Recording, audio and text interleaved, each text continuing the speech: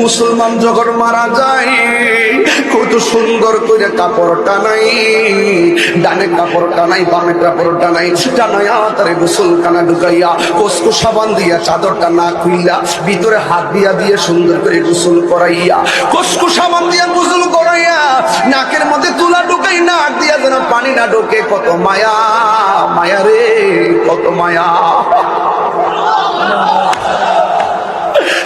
কত মায়া। একমাত্র মুসলমানের ঘরে জন্ম হয়েছি দীক্ষাই তো আমরা গর্ব করে বলতে পারি আমরা মুসলমানের ঘরে জন্ম হয়েছি। ও যুবক, এবার হিন্দু মেয়েটা উচ্চারণ করে এই কানের মধ্যে তুলা ঢুকায়, কান দিয়া যেন পানি না ঢুকে, আবার কসকো সাবান দিয়ে গোসল করায়। কি সুন্দর করে দাঁত খিলাল করে, কি সুন্দর করে নখ খিলাল করে, কি সুন্দর করে দাড়ি খিলাল করে, এমন ভাবে উজু টুজু করায়, কি সুন্দর করে আতর লোবান দিয়া গোসলটা করায়। শুধুমাত্র তাই নয়, গোসল করানোর সময় ইন্দিমিন টাইমে অনেক সময় পায়খানা দেখতে মানুষের ঘৃণা করে, পায়খানার সামনে দিয়ে গেলে মুখে হাত দিয়ে রাখে, একজনে পায়খানা আরেকজনে দেখতে পারে না, ঘৃণা করে। কিন্তু মুসলমান যখন মারা যায় গোসল করার সময় এমন ভাবে কেঁদে তাকাও, এমন ভাবে শোয়া অবস্থায় দুই তিনজন এমন ভাবে ধইরা লাশটা সোজা করে, সোজা করে পেটের মধ্যে এমনি চাপ দেয়, লাশটারে চাপ দেওয়ার পরে নিচ দিয়া পায়খানা বের হয়। এইভাবে টিস্যু লইয়া লইয়া পায়খানা গুলো পরিষ্কার করে, গামছা দিয়া দিয়া পায়খানা গুলো পরিষ্কার করে। একটা বার কি আপনার আব্বার কথা মনে করতে পারেন না? আমি তো আমার আব্বারে গোসল দেওয়ার সময় নিজে ঘর থেকে বালতিরে বাইর করছি, নিজে টিউবওয়েল থেকে পানি চাপাইয়া নিজে আমার আব্বারে গোসল দেওয়াইছি। ওই বাপটারে কেমনি বিদায় করছে আমার চোখের মধ্যে ভাসতেছে। এ বন্ধুরে, আমরা মুসলমানদের, হিন্দু মেয়েটা কয় মুসলমানদের পেটের মধ্যে চাপ দিয়া নিজ দিয়া পায়খানা বের হলে টিস্যু দিয়া পায়খানা পরিষ্কার করে দেয়, একটু ঘৃণা করে না, কত ভালোবাসা পায়খানা পরিষ্কার করে দেয়। মুসলমানদের এই চিত্রগুলা মনে হয়ে গেছে। শুধুমাত্র তাই নয়, বাজার থেকে কি সুন্দর কাপড় কিনা নে, আইনা আইনা পাবেন কত সুন্দর করে কাপড় লাগাইয়া দেয়। হিন্দি মিন টাইমে চোখের মধ্যে সুরমা লাগাইয়া খাটের মধ্যে শোয়ায়, এত ভারী লাশটাকে মানুষ নেওয়ার জন্য পাগল হয়ে যায়। আমার নবী, আপনার নবী বলেন, কোন মানুষ যদি মৃতের খাট কাঁধের মধ্যে বহন করে, ওই মৃতের খাটটা কাঁধে বহন কইরা 40টা কদম যখন সামনে দেয়, আমার আল্লাহ 40টা কবিরা গুনাহ মাফ করে দেয়। আমার যুবক, কি দিয়া ওয়াজ বুঝাইতাম, কলিজাটা ফাইটা যায়। হিন্দু মেয়েটা কত সুন্দর করে কাদের মধ্যে কইরা জানাজার মাঠে যায়, মানুষগুলা লাইন ধরে ধরে কত সুন্দর করে লাইন ধরে দাঁড়ায় যায়। কেউ উচ্চ বাক্য কয় না, বুকের মধ্যে হাতটা বাইন্দা কেমনি মাথাটা নোয়ায় রাখে। ইমাম সাহেবরা কি সুন্দর করে তারে বিদায়টা দেয়, আবার গুরুস্থানের মধ্যে লইয়া যায়, ধাক্কা মাইরা লাশটা কবরে ফেলাই না, দুই তিনজন কবরের মধ্যে নাইমা আস্তে আস্তে করে তুইরা মাটিতে শুয়াইয়া আবার মাটি চাপা দেয় না, বাঁশগুলো উপরে দেয়, উপরে আবার ফাঁকা দিয়া মাটি ঢুকতে পারে এই জন্য একটা চাটাই দিয়া দেয়, চাটাই দিয়া এত সুন্দর করে লাশটার মাটি দেয়। হিন্দু মেয়েটা বলেন, আমার যখন এই মুসলমানদের চিত্রটা মনে হয়ে যায়, যখন কেহ লইল আতর লোবান, কেহ লইল জল, কেহ লইল বড়ই পাতার, নয়ন জলে বুক ভাসে রে, কান্দে হাই হাই রে সবাই, হাই হাই রে কান্দে, হাই হাই রে সবাই, হাই হাই রে। কেহ লইল, একটু মার কথা খেয়াল করেন না, মার কেমনি বিদায় দিচ্ছেন, দাদার কথা খেয়াল করেন না কেমনি বিদায় দিচ্ছেন, মন নাই? আমি আব্বার বিদায় দিয়েছি 4 বছর হয়েছে। আমি জানি এই লাশটা কাঁধে বহন করা কত কষ্টের ছিল। যেই বাবার লাশটা আমি কাঁধে নিয়েছি, আমি জানি কত কষ্ট ছিল বাবার লাশ বহন করা। যদি সত্যিকার সন্তান বাবাকে ভালোবাসে, সে বুঝে বাবা হারা ব্যথা কত। আর যেই সন্তান বাবা মাকে ভালোবাসে না, তার পক্ষে ভালোবাসা বোঝা সম্ভব না। কথা বলেন ঠিক না বেঠে? কেহ লইল আতর লোবান, কেহ লইল জল, কেহ লইল বড়ই পাতা, নয়ন জলে বুক ভাসে রে, কান্দে হাই হাই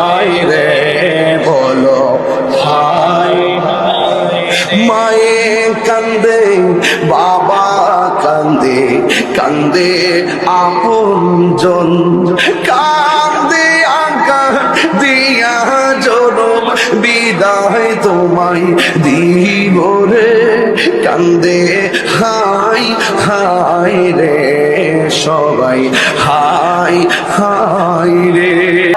আল্লাহ রাব্বুল আলামিন কোরআনে বলে দিয়েছেন, ইন্নাহু হুয়া ইউবদিউ ওয়া ইউঈদ ওয়া হুয়াল গাফুরুল ওয়াদুদুল আরশিল মাজিদ।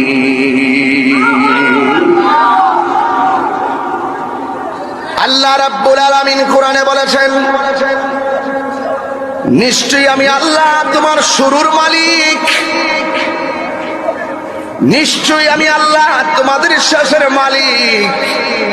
এর মানে হলো আমাদের শুরু হয়েছে আমাদের জীবন দিয়া, শেষ হয়ে যাবে মরণ দিয়া। এর দ্বারা প্রমাণ হয়ে গেল যিনি জীবনের মালিক, মরণ দেওয়ার মালিক, জবানটা খুলে বলুন তিনি কে? জীবন দেওয়ার পরে মেয়র হয়ে গেল, জীবন দেওয়ার পরে এমপি ডক্টর আনোয়ার খান মাননীয় সংসদ সদস্য হয়ে গেল, জীবন দেওয়ার পরে তাহিরি বক্তা হয়ে গেল, জীবন দেওয়ার পরে মুফতি নিয়াজ মাখতুম ফারুকী সে বক্তা হয়ে গেল।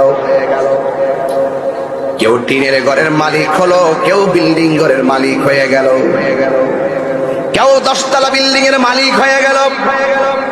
কিন্তু সব মালিকানা আমার আল্লাহ একটা থাবার মাধ্যমে শেষ করে দিবে। সেই থাবার নাম হলো মরণ। কথা বলেন ঠিক কিনা? হায় রে রামগঞ্জের বাবা,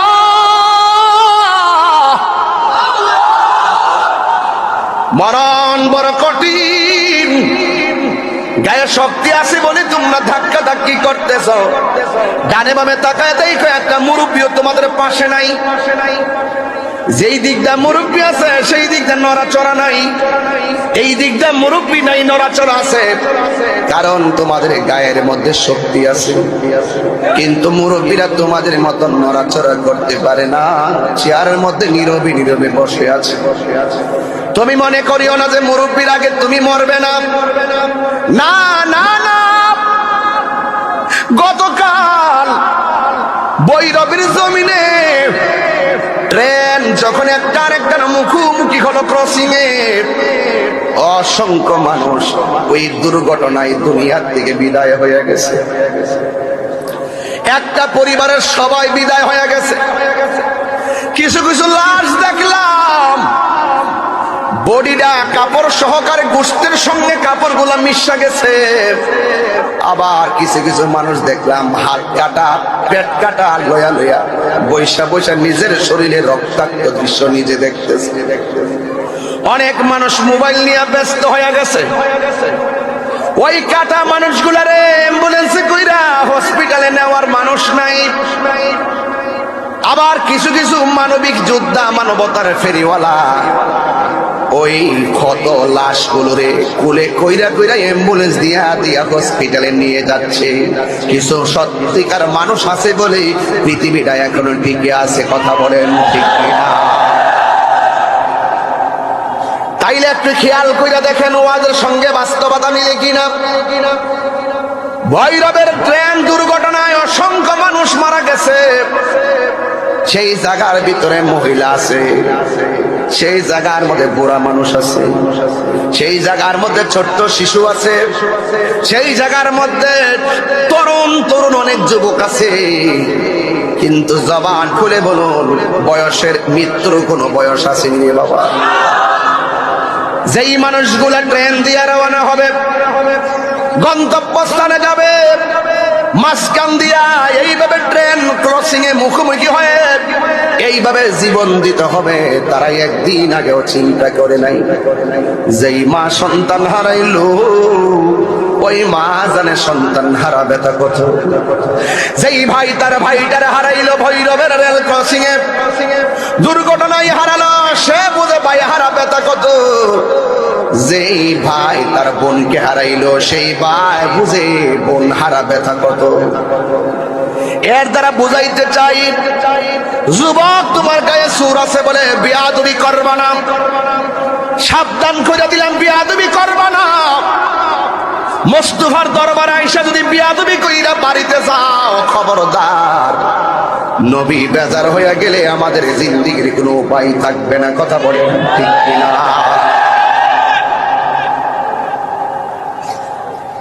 জবানটা খুলে বলেন হায়াতের মালিককে। আমি শুরুতেই নোয়াখালী, রামগঞ্জ, লক্ষ্মীপুরের জমিনে, রামগঞ্জের জমিনে পৌরসভায় আমি শুরুতেই ভৈরববাসী, ভৈরবের রেল দুর্ঘটনায় যারা মারা গেছে, হাজার হাজার লাখ মানুষ নিয়ে দোয়া করে দিয়ে যায়, আল্লাহ রাব্বুল আলামিন যেন প্রত্যেকটা মৃত্যু মানুষগুলারে শহীদের মর্যাদা দান করে দেয়। আমিন কর, আমিন কর। আর তাদের পরিবার পরিজনকে যেন ধৈর্য ধারণ করার তৌফিক দান করে। পুরে আজকে আমরা অনেক দূর থেকে মাহফিলে গাড়ি করে করে এসেছি, হাজীগঞ্জ থেকে মানুষ এসেছে, রামগঞ্জ লক্ষ্মীপুর থেকে মানুষ এসেছে, নোয়াখালী থেকে মানুষ এসেছে। কেন আসছে? ভালো কথা, যাওয়ার সময় আজরাইল আমাদের সামনে আসতে পারে কি পারে না। ওয়ামা তাদরি নাফসুম বিআইয়ি আরদিন তামুত।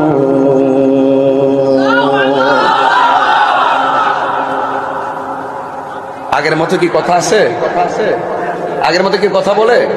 আপনি চাইলেও বলতে পারবেন না, এটা কোরআনের আকর্ষণ।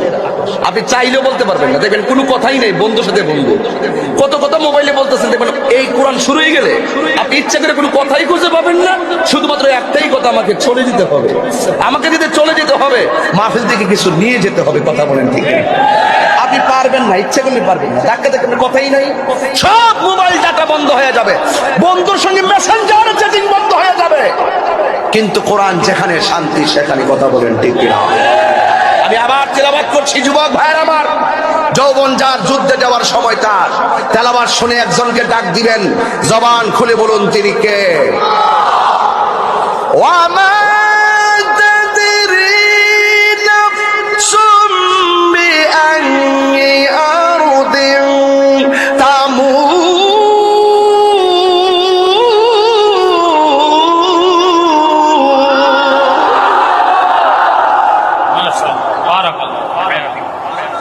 আল্লাহ রাব্বুল আলামিন বলে, তুমি তো জানো না কখন কোন সময় কি প্রেক্ষাপটে তোমার মরণ হবে। জবানটা খুলে বলেন, জানে একজন, তিনি কে? হুয়াল্লাহুল্লাযী লা ইলাহা ইল্লাহু আলিমুল গায়বি ওয়াশ শাহাদাতি হুয়ার রাহমানুর রাহিম। আল্লাহ রাব্বুল আলামিন হলেন তিনি, যিনি ছাড়া কোনো ইলাহ নাই। আল্লাহ হলেন তিনি, যিনি গোপনে যা করি, প্রকাশ্যে যা করি, সব আমার আল্লাহ দেখেন। জোরে কোন দেখে কি দেখে না? সব আল্লাহ রাব্বুল আলামিন দেখেন। এই জন্য আমার যুবক ভাইয়েরা, প্রকাশ্য গুনাহ করতে গেলে আল্লাহকে ভয় করা লাগবে, গোপনে গুনাহ করতে গেলে সে আল্লাহকেই ভয় করা লাগবে। দুনিয়ার মানুষকে ফাঁকি দেওয়া যায়, কিন্তু আল্লাহর ধরা থেকে বাঁচা যাবে না। কথা বলেন ঠিক কিনা? আল্লাহর ধরা কি নরম না শক্ত? আরো জোরে, নরম না শক্ত? এই জন্য আমার যুবক ভাইয়েরা, মাহফিল কমিটির বিষয় অনুযায়ী কত শুরু হয়ে গেল। আল্লাহ রাব্বুল আলামিন কোরআনে বলে দিয়েছেন, আল্লাযী খালাকাকা ফাসাওয়াকা ফাআদালাক ফি আইয়ি সূরাতিন মা শাআ রাক্কাবাক। সুবহানাল্লাহ। হায় হায়, আল্লাহ বলেন, আমি আল্লাহ দুনিয়াটারে সুন্দর করে সন্নিবেশিত ভাবে সাজিয়েছি। এই জমিনে আমার বান্দা চলবে, এই জন্য আমি আল্লাহ জমিনটারে বানাইলাম, আবার আমি আল্লাহ আসমানটারে বানাইলাম। আসমানটারে বানাইলাম, একটা খুঁটি আমি ব্যবহার করি নাই। ওই আসমানের ভিতরে আমি আল্লাহ তারকা দিয়েছি, সুন্দর তারকা দিয়েছি।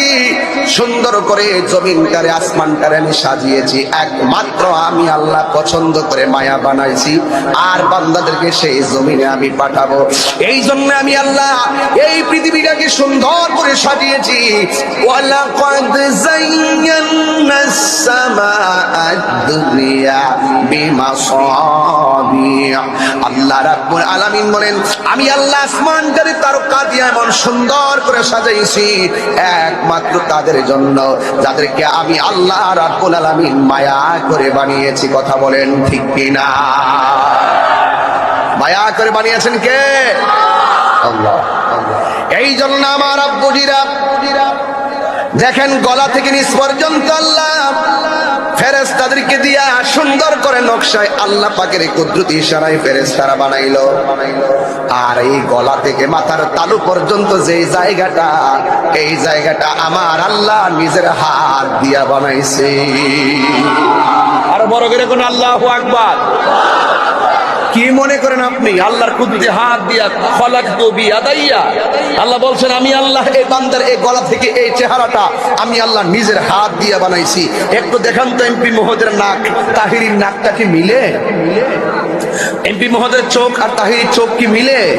মেয়রের এই কপাল আর আমার কপাল কি মিলে? এই জায়গাটা এত শৈল্পিক, এত সুন্দর করে বানিয়েছে।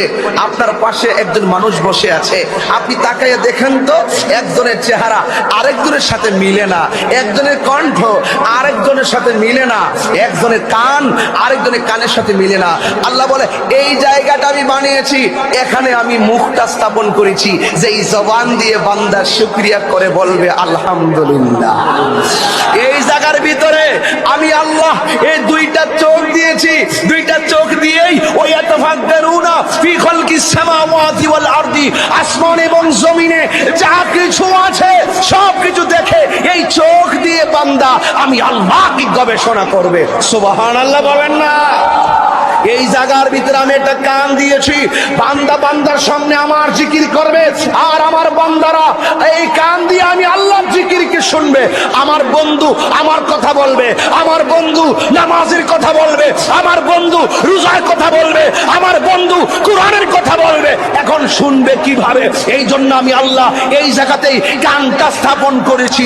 এই জায়গার ভিতরে একটা কপাল সেটিং করেছি, জানি বান্দা গুনাহ করবে, এই জন্যই তো আমি রহমান, জানি বান্দা গুনাহ করেই ফেলবে, শয়তানের কুমন্ত্র নাই, এই জন্যই তো আমি রহিম, জানি বান্দা গুনাহ করেই ফেলবে, এই জন্যই তো আমি গাফর ও গাফফার, এই জন্য গুনাহ করেই ফেলবে। আর যখন বান্দা বুঝে ফেলবে গুনাহটা করা উচিত হয় নাই, তখন বান্দা এই কপালটারে জমিনে লাগাইয়া বলবে সুবহান রাব্বিয়াল আলা। যখন বলবে আমি আল্লাহ সব গুনাহ মাফ করে দিব। এই কপালটা কি পেটে নাকি মাথার অগ্রভাগে? কপাল এখানে যে লেখা হয়েছে কেন? এই জায়গার ভিতরে কপালটা সেটিং করেছে। তাহলে এখানেই জিহ্বা, যেখানে প্রায় অসংখ্য 70 থেকে 72টা স্বাদ অনুভব করি, এখানেই জিহ্বা। এটাতে তেতু, এটাতে মিষ্টি, এটাতেই টক, এটাতেই মিষ্টি, এটাতেই ঝাল, একটাই জিহ্বা, এত স্বাদ গটাইলোকে বান্দা যেন এখান থেকেই আমি আল্লাহকে গবেষণা করে। এই কানের ভিতরে এত পর্দা, এতগুলো দিয়ে কি দূরবীন লাগাইয়া দিল, এত সাউন্ড আমরা শুনতে পারি, বান্দা যেন এখানেই বুঝতে পারে যে আল্লাহ কত কত সুন্দর করে আমাকে সৃষ্টি করেছেন। আপনি কি জানেন এই মাথার ভিতরে মগজ আছে, মগজটাকে বাইন্ডিং করতে যাইয়া যেই রগগুলো সেটিং করা হয়েছে প্রায় কয়েক বিলিয়ন কিলোমিটার হবে, এই মাথাটাকে বাইন্ডিং করেছে। বিজ্ঞান পড়েন, সায়েন্স পড়েন, কোরআনটা বুঝে বিজ্ঞানকে একটু হৃদয় স্থান দেন, দেখবেন অটোমেটিকলি আপনি সব বুঝে যাবেন আল্লাহ কত কত সুন্দর সৃষ্টিকারী। আল্লাহু খালিকুনা, আল্লাহু রাযিকুনা, হুয়াল আউয়ালু ওয়াল আখিরু ওয়াজ যাহিরু ওয়াল বাতিনু ওয়া হুয়া বিকুল্লি শাইইন আলিম। চিৎকার মেরে কোন সুবহানাল্লাহ।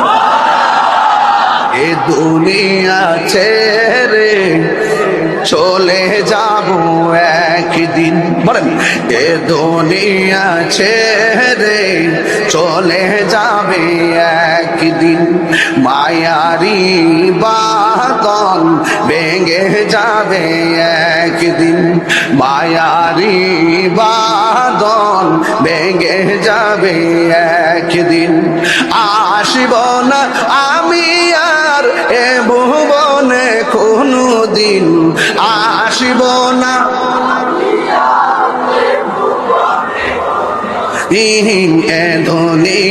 ছেড়ে চলে যাবে একদিন, মায়ারি বাদল ভেঙে যাবে একদিন।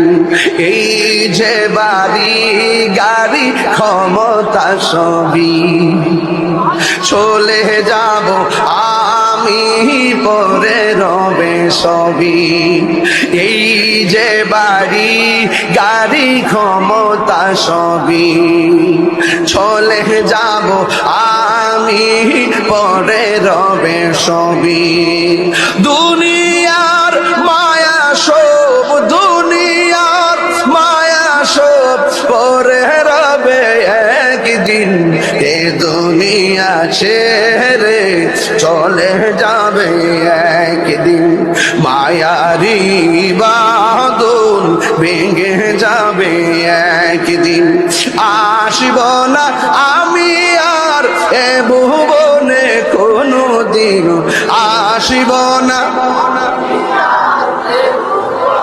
কোনো দিন, এ দুনিয়া ছেড়ে চলে যাবে একদিন, মায়ারি বাদল ভেঙে যাবে একদিন। আসব না আমি আর এ ভুবনে কোনো দিন, এ দুনিয়া ছেড়ে চলে যাব একদিন, মায়ারি বাদল ভেঙে যাবে একদিন। একটা জবান বন্ধ রাখবেন না, মহব্বতে মায়ার সুরে বলো সুবহানাল্লাহ। এ বন্ধুরি, নিজের চোখে কত মানুষকে মাটি দিলাম। আল্লাহ রাব্বুল আলামিন কোরআনে বলে দিয়েছেন, আল্লাহ রাব্বুল আলামিন কোরআনে বলে দিয়েছেন, মিনহা খলাকনাকুম ওয়া ফিহা নুঈদুকুম ওয়া মিনহা নুখরিজুকুম তারাতান উখরা।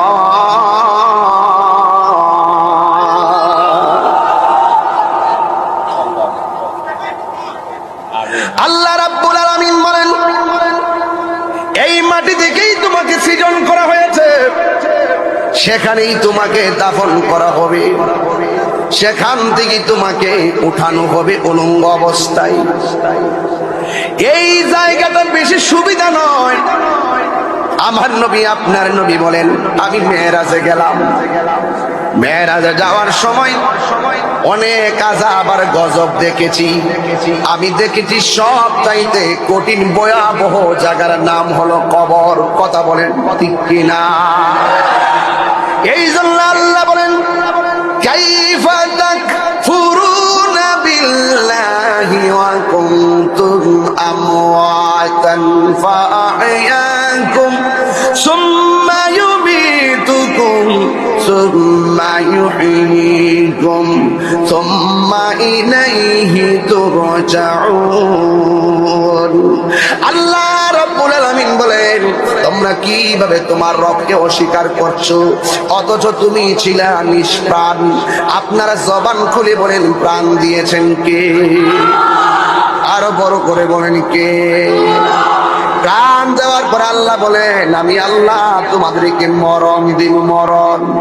আল্লাহর হাবিব বলেন, এই মরণ বড় কঠিন, যতই টাকার মালিক হও না কেন, কিন্তু এই মরণ যখন চলে আসবে, আজরাইল যখন চলে আসবে, দুনিয়ার কোনো বাহাদুরি চলবে না। কথা বলেন ঠিক কিনা? নিজের বাপরে বাপ ডাকতে মজা লাগে না? রাত্রি গিয়া বাবা খাইতে জায়গা বয়া নদীর পাড় রাখো, ধর্ম ধর্ম একটু করে ধর্ম, তোমরা বুঝি ওয়াজ কোনটা করতে। এই জবান দিয়া, এই জবান দিয়া জিকির হবে কার? যেই জবান দিয়ে আল্লাহর জিকির হবে, সেই জবান দিয়া কি নেশা জাতীয় দ্রব্য ঢুকতে পারে?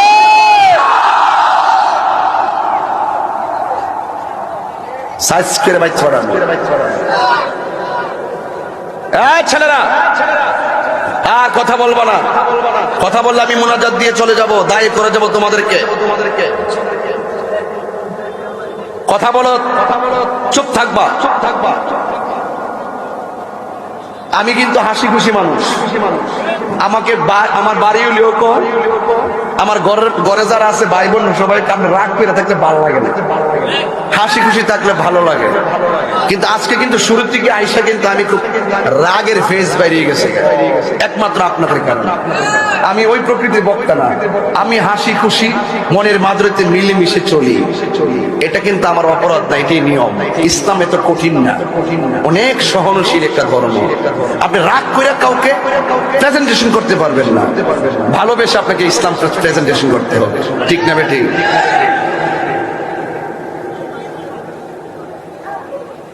যাক ভাইয়ের আমার, গান জুটে জিডি আইসে আজকে